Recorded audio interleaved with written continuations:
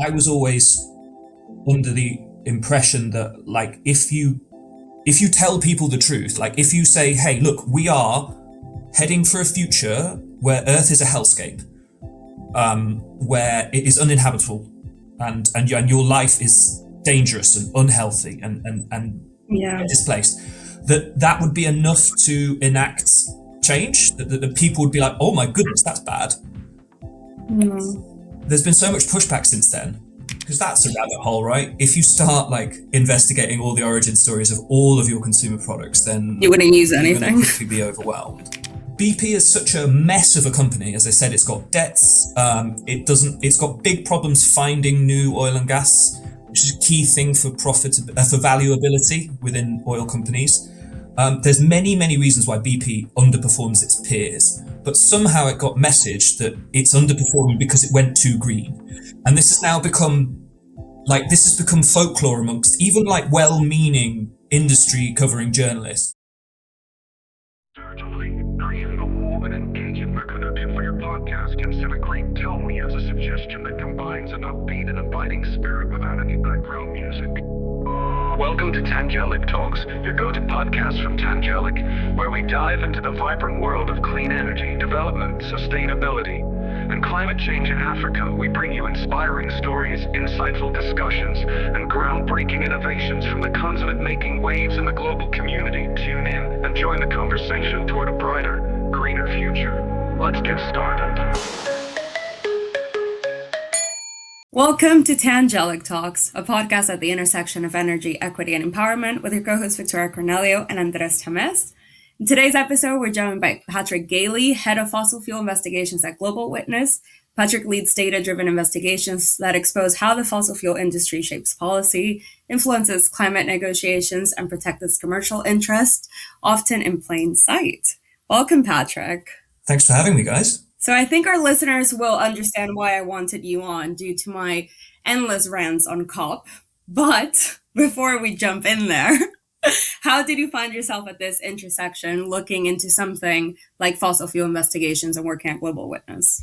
So my background is in journalism. I graduated in the teeth of the financial crisis in 2008 and took a job in Beirut. I was actually on the Bloomberg graduate scheme. I had a place on the Bloomberg graduate scheme doing financial journalism because that's all anyone was getting jobs in at the time. Of course. And then an email landed in my inbox saying, do you want a reporting job in Beirut? And I was like, who says no to that? So I spent the next 9 years in the region as a general reporter. And then I switched to climate change, ended up writing for an international newswire for many years. And when I started covering climate, my mentor was a chap I'm going to shout out. He's an absolute legend. His name's Marlo Hood, and he's been doing the climate beat for like 30 years. And he knows his stuff, and he's not gotten like the warming frog thing. Like he's still shocked every day by things that audiences just sort of accept and shrug about and move on. And I'm not sure if I can swear, but he has this thing that he calls the OS moment that happens to everyone they get into covering climate, which is, my goodness, this is so like unreconstructed and terrifying, and people should be like, I understand why they're not, because we have empathetic bandwidths and we have to get on with our day, and most people are too busy looking after their kids or paying their bills or keeping the heating on. Like I do get that, but really, this was a time sort of 2018. So the IPCC S04E09 came out, which was like, here's precisely how screwed we all are if we go past 1.5, and here's where we're going. And I guess I was in Paris at the time, I should say. So there was a big sort of upswell following the Paris Agreement, and this was sort of the time that like Extinction Rebellion was coming out, like Just Stop Oil. Greta was like, you know, in her origin story. And it really felt like there was a genuine sort of upswell in awareness and conscientiousness about climate. And then, of course, COVID happened. And ironically, you know, we got the 1 year in the decade since the Paris Agreement where emissions actually fell. All it took was a complete standstill of the global economy. And that's by the way, that's the exact same amount of emissions we need to fall by each year by 2030 to stay on track. So we needed like the equivalent of emission savings of a pandemic every year. But what really got me was like the resolute failure of the international order to learn lessons and take opportunities from crisis. We had a once in a generation chance to clean up our economies, to clean up our acts, to change how we power and organize the daily economy of life in a way that the planet can take and that will secure a sort of livable and healthy future for everyone. And the way that the fossil fuel industry co-opted all the kind of reconstruction grants, the various stimulus that, you know, and this wealth transfer. And so this also prompted, I think, a bit of it feels like 2019 was sort of the high watermark for a lot of things, but also like the climate movement and sort of the public buy-in, because there was so much, people were so, understandably, because the privation throughout COVID and the social and mental damage that caused, were desperate to get back to normal. And they were sold, well, normal is fossil fuels. Like normal is flying like 40 times a year. Normal is like putting gas in your car, and normal is us subsidizing all of the fossil fuel extraction and purchases. That really got me. Like something broke in me where I was like, I can't just carry on doing journalism, because I was always under the impression that like, if you tell people the truth, like if you say, hey, look, we are heading for a future where Earth is a hellscape, where it is uninhabitable, and your life is dangerous and unhealthy and displaced, that would be enough to enact change. That people would be like, oh my goodness, that's bad. There's been so much pushback since then, and I really wanted to get to the bottom of like the mechanisms and like who's telling our governments to do things. I was just about to ask that. Where do you think the pushback is coming from? So the fossil fuel industry, right, is the most successful singular industry in human history. Okay, it's the richest, and therefore it's also the most devious. And the fossil fuel industry, we know about the Exxon they knew back in the 70s or 80s that their products were going to cause catastrophic global warming, and they hid it. And they spent many years just straight up lying about it, disputing the science, whatabouting stuff. And then once the science became unimpeachable, they switched to things like false solutions and softer power in terms of lobbying politicians, in terms of like astroturfing, in terms of greenwashing, in terms of global south washing. And I'm happy to go into any of these, but they are basically mobilizing their immense wealth in the form of soft power policy influence. And this is why, when we get onto COP, this is why are we 10 years on from the Paris Agreement and emissions are still rising?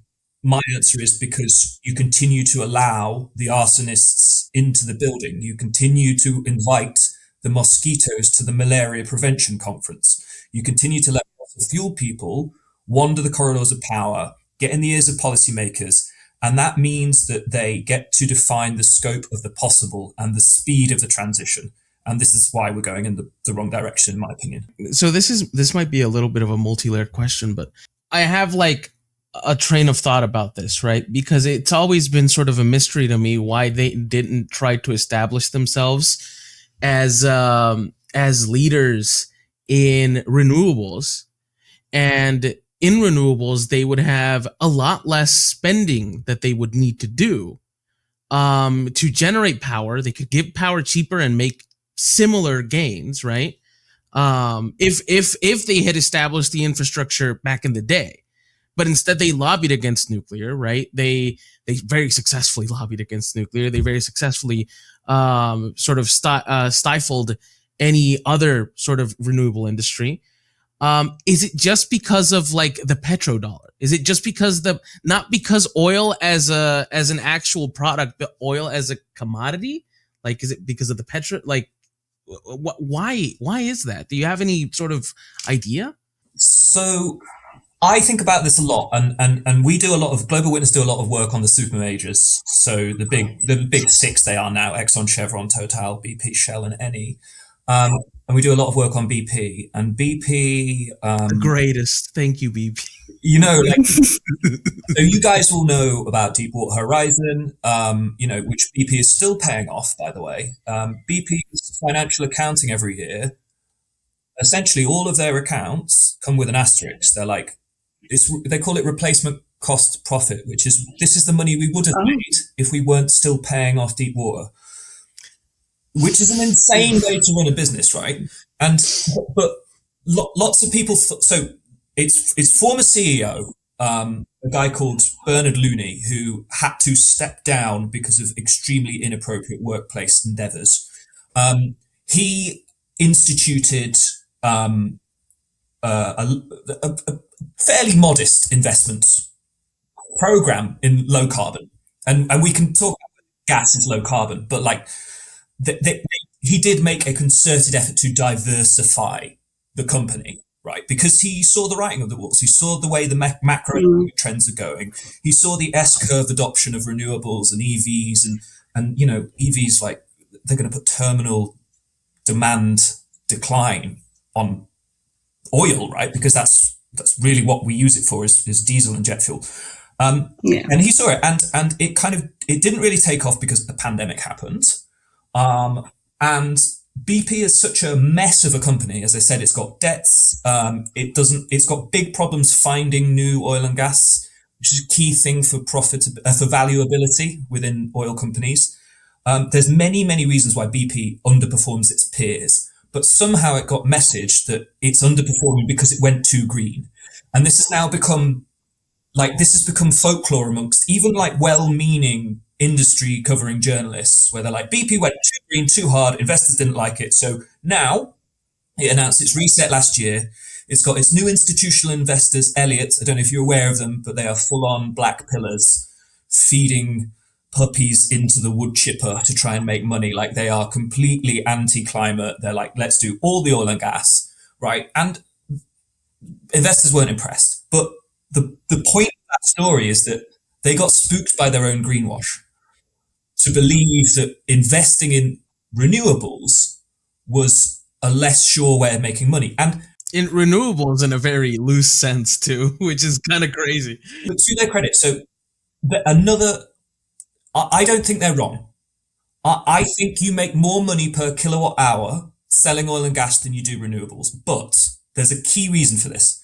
So Shell's CEO, Wael Sawan, he said the quiet part loud quite recently at an energy conference. He was like, I'm paraphrasing now, but he was like, why would I sell renewable energy at $10 per kilowatt when I can sell oil and gas at $80 per kilowatt? So he's saying the loud. And the reason he can sell oil and gas at 80 or whatever is because the whole system is rigged towards fossil fuels, okay? Because they are subsidized to the tune of trillions of dollars every year. So yes, an integrated energy company, which is what they're all called now, not oil and gas companies, makes more money selling oil and gas than it does the equivalent in renewables, right? At the moment. Yeah. That's because of macroeconomic trends which are shifting. And every year that passes, that imbalance gets more sort of even, and more finance flows towards renewables. So in my mind, all of this new oil and gas, which they're investing in, which is not compatible with 1.5, is kind of like good money after bad. Is this cost fallacy? Yeah. And so that's why I think they are slowing down this transition away from fossil fuels. I think they've accepted it's inevitable. I think they've accepted that eventually we will have to stop digging up and selling fossil fuels, but they want to do it on their own time frame. And unfortunately, that doesn't respond with Earth's time frame. Yeah, and kind of make the last bit of money they can while still doing it. I guess one of the arguments we hear a lot is that a big argument pro renewables is that it is abound because it's using the resources that we already have on Earth, right? Solar is, the sun is there, no one can take it away from you. Wind is everywhere, all these things. Whereas oil and gas and petrol have to be digged. There are finite resources. And therefore, make sense in economics, that they would be more expensive than something that you just plug out from the earth, right? Yeah, quite. I mean, in a sense, every barrel of oil that you extract is one fewer that you have, right? So a finite resource is going to have inherently inflationary pressure because you're dealing with diminishing returns. And actually, I don't know how geeky you want to get into when you drill an oil well, but like it takes sort of like parabolically more energy and resources to continue producing the same amount of oil as the resources decrease, because you've got to maintain pressure artificially, etc. It's like entropy. And I guess what spooked investors for a while was the upfront cost of renewables infrastructure. And there's also this is another thing that the fossil fuel industry has done, which is, I call it sort of infrastructure lock-in, which is where they're like, hey, you could switch to renewables, right? America. Yeah. You've already spent money on all your LNG terminals, right? You've already spent money on all your pipelines. Like, you're not going to use them. Like, these things are good for 40 years. And they're doing it still. They're building new gas infrastructure, in particular in Europe, and saying, well, you could use hydrogen in these, in theory, eventually. So why not just, you've got the infrastructure here, use it. And this is actually kind of what's happening with big tech. It's this data center infrastructure build out. They're like, well, we built these ocean boiling internet rephrasers. You may as well use them. And we got scared for a long time by the upfront cost of renewable infrastructure. But that economies of scale, right? And it's sort of S-curve adoption. So you start off relatively slow, and then you have a big thing, and then it plateaus out. And places like China, so actually, I was reading S&P's energy predictions today for 2026, and they said global renewables growth is going to slow. It's going to be more than before. So whereas we were growing at like 17% year on year, it's going to be 10. And that's actually a function of China being so fully adopted in renewables. Like, all of China's demand growth has been met by renewables. And of course, like, that means you can't keep scaling it up forever. You get to a stage which is amazing. You get to a stage where, you've got a load of money, you've built a hell of a load of solar farms and wind farms. Now you get to use them, right? And that cash money. The investment paid off. Exactly. Like, this is what annoys me about subsidies reform. So I mentioned I lived in France for many years. There was the Gilets jaunes protests, which was morphed into a kind of like anti-elite, anti-government thing. But it was started because the government tried to remove subsidies on diesel. Because they're like, no, diesel is artificially too cheap. It's costing the environment, and it's costing you taxpayers, even if you never use diesel. And people were up in arms. They're like, you're making our lives more expensive. And it's true, you shouldn't pass on any sort of cost to consumers. But what grinds my gears is that it's not zero sum, right? This money can be reinvested somewhere else. You can take your money, you can take your 7 trillion that the world spends each year on fossil fuels, right? And you can reroute it to make renewables artificially cheaper if you wanted to. You could do whatever. You could cure cancer or global poverty or whatever. Why do you think we're not getting to those conclusions? Because it sounds obvious when you lay it out, but do you think it's this black and white thinking, or is it just we don't have enough people with time or with the incentive to think this way? What's stopping us from getting there? I mean, I think it's the lobbying. certainly the lobbying doesn't help. And it's lobbying, right? It's not just for COP, right? It's all year round.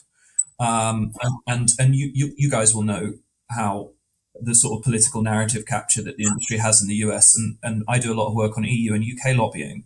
I guess one thing I could say is that there is a fear that if you remove subsidies off, like, it should be said, by the way, most of the fossil fuel subsidies in the world go to keeping it cheaper for customers.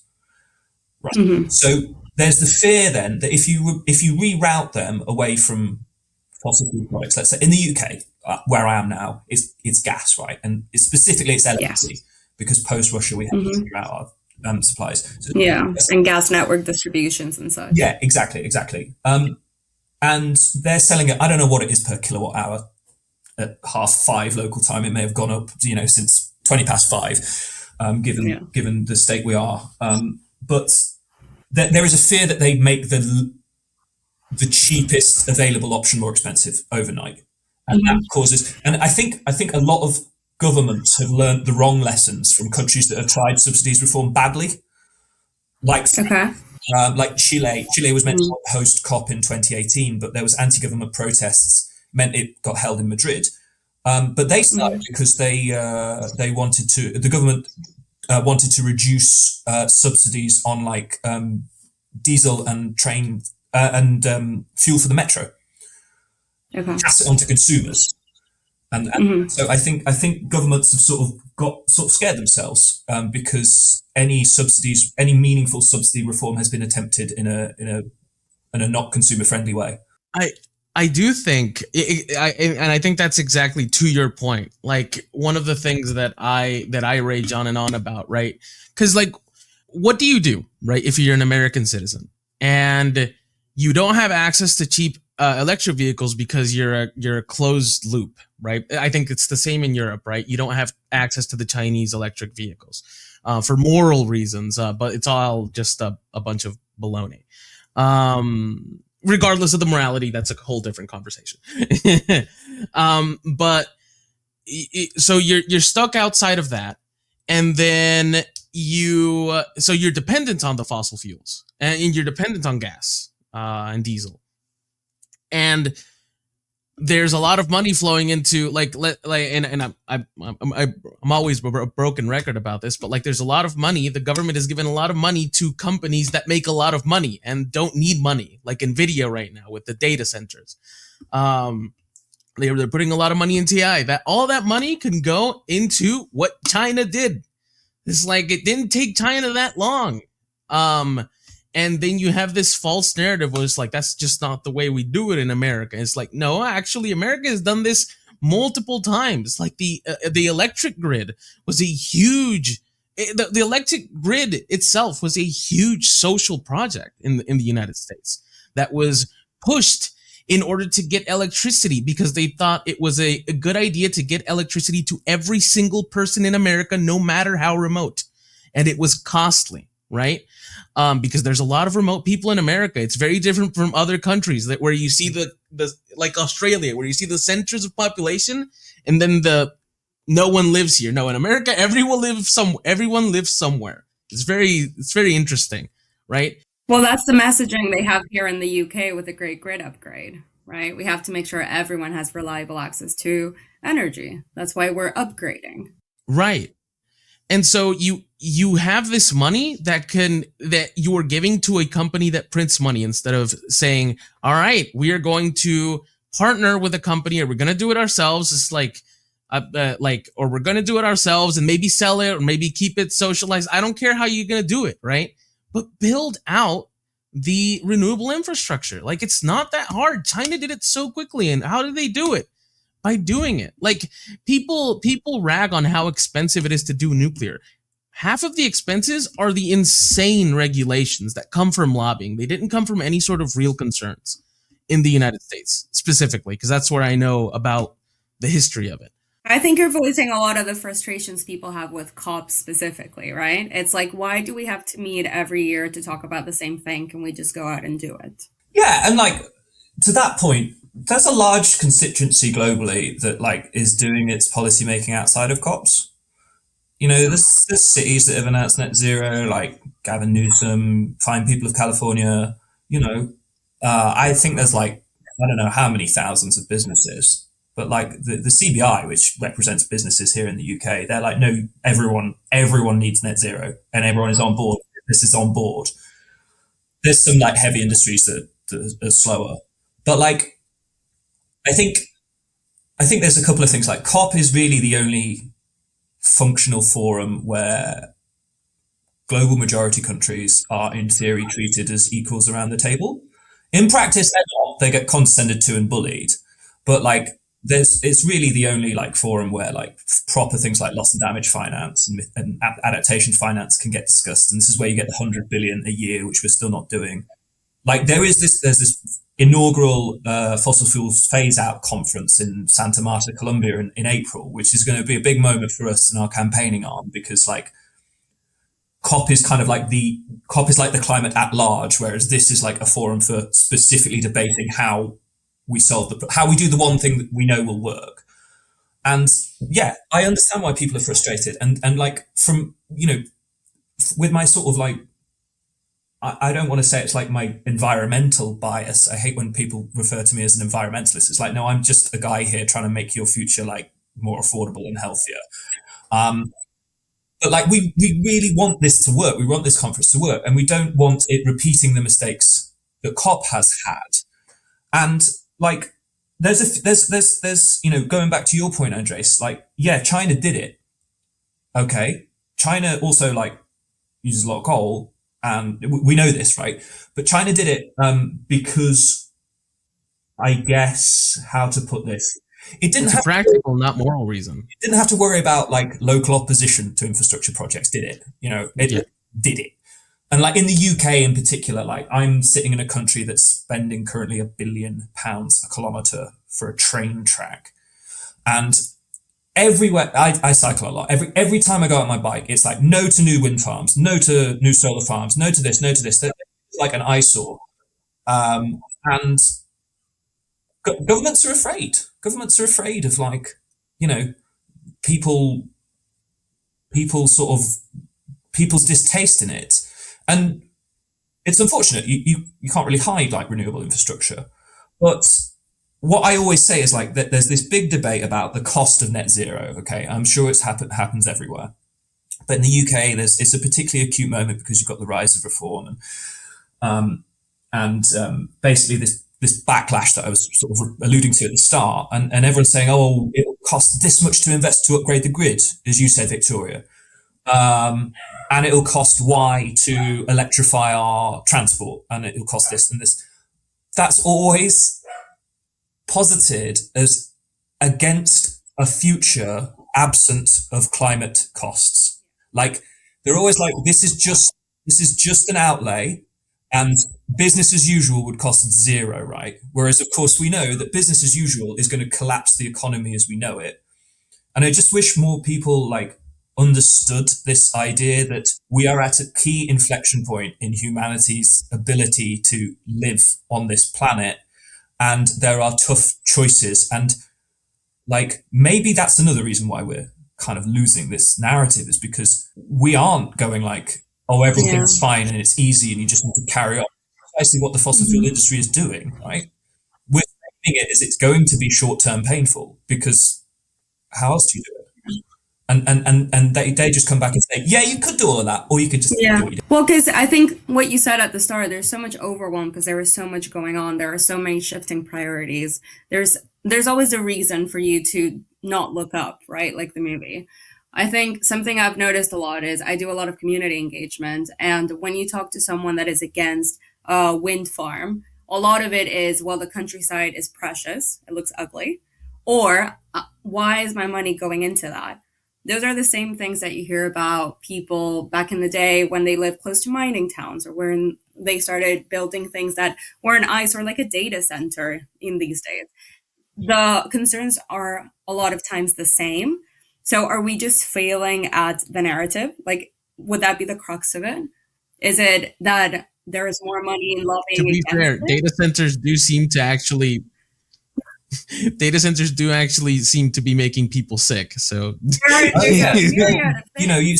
sitting down someone, I tried to explain to Winimpi that as ugly as it is, it's not killing the birds, but that's the narrative in the countryside in Yorkshire. So they think it's killing the birds. Do you know what I mean? So how do you get the message? Yeah. Sure. 100%. And data centers are making people sick. That you'll get that when you stick half a dozen gas turbines on a building. I think we thought a lot and hard of this, not just myself, my organization, but the climate community at large, about how we get these messages across. Like, how do you cut through?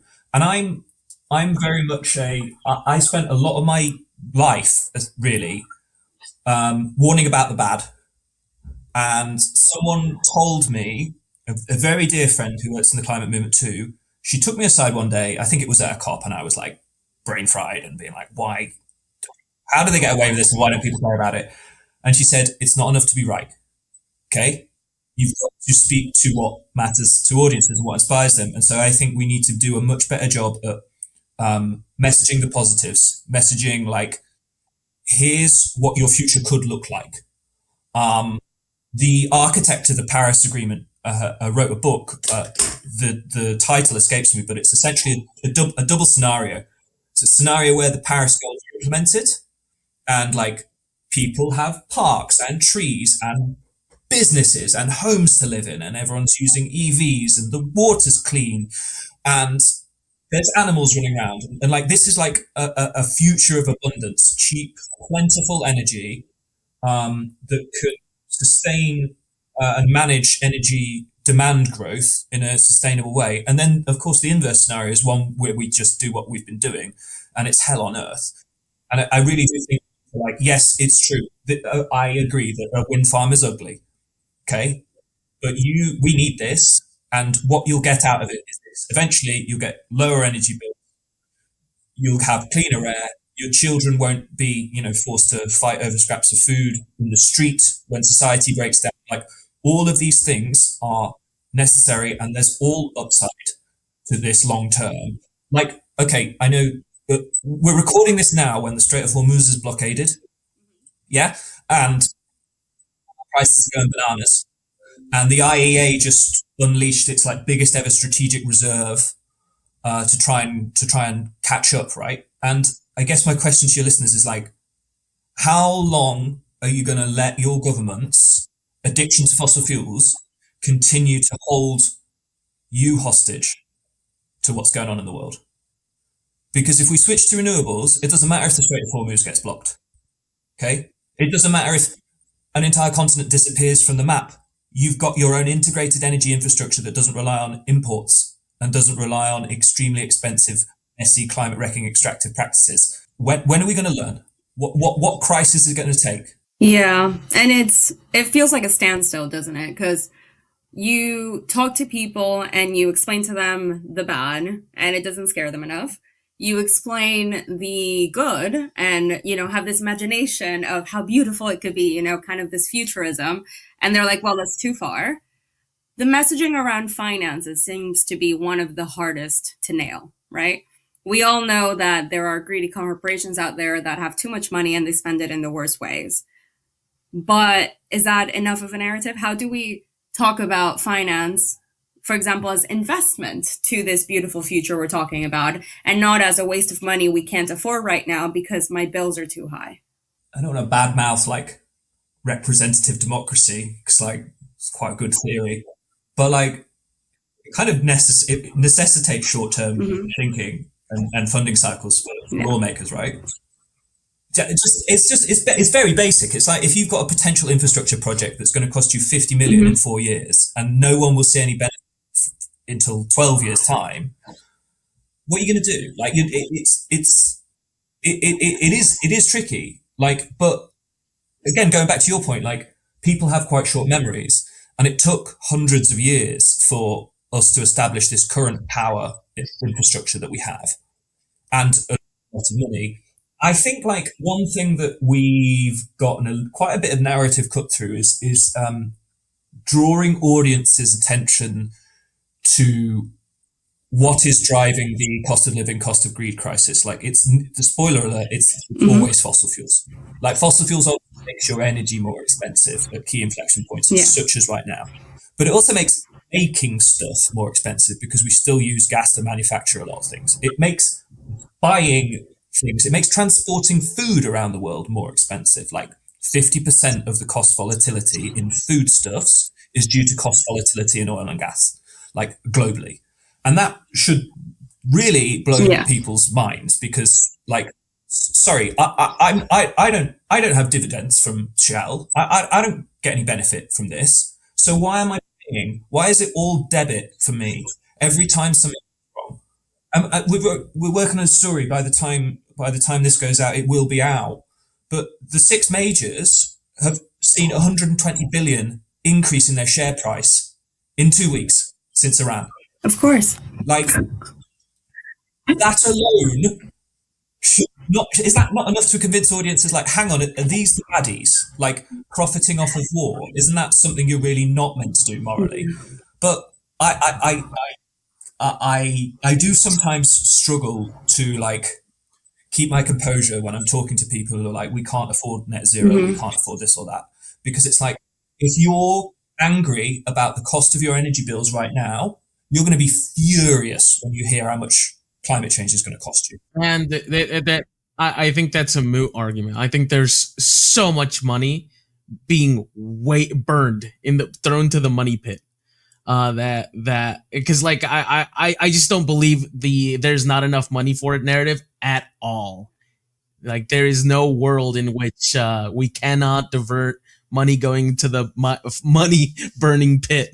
Well, we'll link that story when it comes out on the blog, because I think that'll be really interesting. One thing I did want to pick your brain about is because you work in this area of geopolitics as well, right? Fossil fuels is very political and very geopolitical at that. And I've always wondered, because private companies don't have a political cycle where you need to be reelected and you need to be liked by the people and you need to, like complete a project within your tenure at number 10, for example, to be reelected. They can kind of just do it in their own time. And is that something that makes them kind of, because they don't have to appeal to the public necessarily, do you think that's why they can get away with a lot of this, as long as they're managing the narrative around it? Or the other way, is that why political will is so low? Because it's beholden to, well, if we can't communicate this correctly, people are going to be mad at us.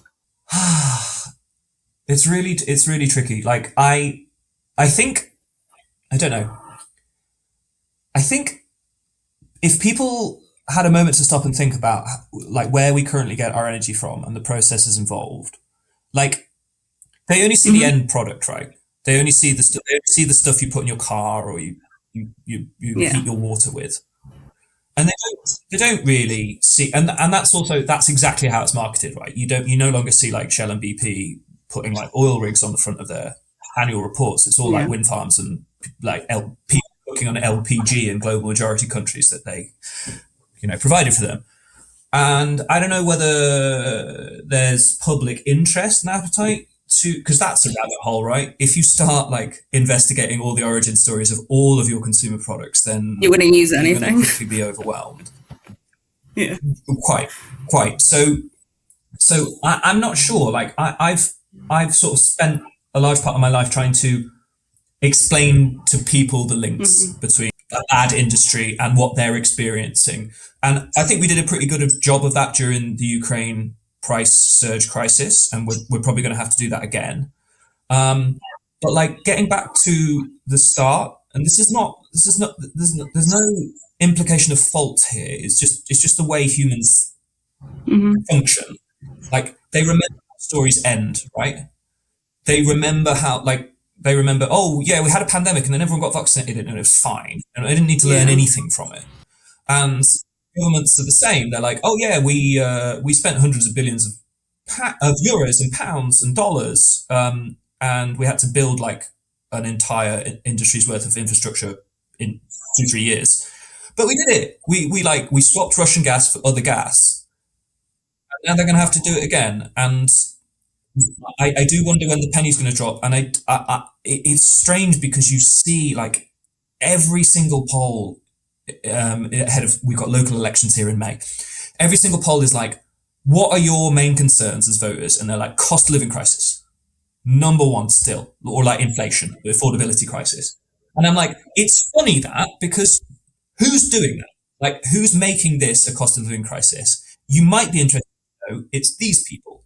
Oh, and you're also interested in climate change. So maybe it's just more about like running the dots more frequently rather than sort of sitting down and being didactic. Well, tying everything together, right? Because we like to say that climate change is a human crisis. The Earth is going to be fine without us. We saw that during COVID. If we disappear, the Earth would flourish. So our focus is for people to flourish and for societies to keep going, right? I want us to try to close off with that. How would you tie it together? If you had, for example, if you were going to talk to a voter before May, or you were communicating something new to someone that just came into the space, without the overwhelm? What's that cut through message that you'd like them to kind of walk away with? I guess I would like people to factor in climate change to their models of their lives. So everything that a voter is concerned about, we can debate whether some of these things are problems, but let's say they are viewed as problems by a voter. Cost of living crisis, food inflation, immigration, yeah, like disinformation, what else? Like wars, conflict, these things. Climate change is a threat multiplier. Everything you view as a potential problem now or in the future, how much of a problem it becomes, what transpires, is directly dependent on how much we are successful in limiting climate change. And there was a time where it was pretty impossible. It was scientifically and economically impossible to wean ourselves off of fossil fuels. But now it's cheaper to go for renewables, and the science is there. You could have solar powers on your roof tomorrow and the government would pay for it. Like, just try and engage with people and be like, hey, if you like your life, or if you're scared about threats perceived real or otherwise, you're going to need to vote on the basis that mitigates all of these things, and that is vote for the people who have the best climate policies. Thank you so much, Patrick, for your time. I really hope that cuts through. We're going to have more resources and information on the blog at tangeliclife.org, as well as how you can follow Global Witness and Patrick himself. And we'll catch you guys on the next one. Bye.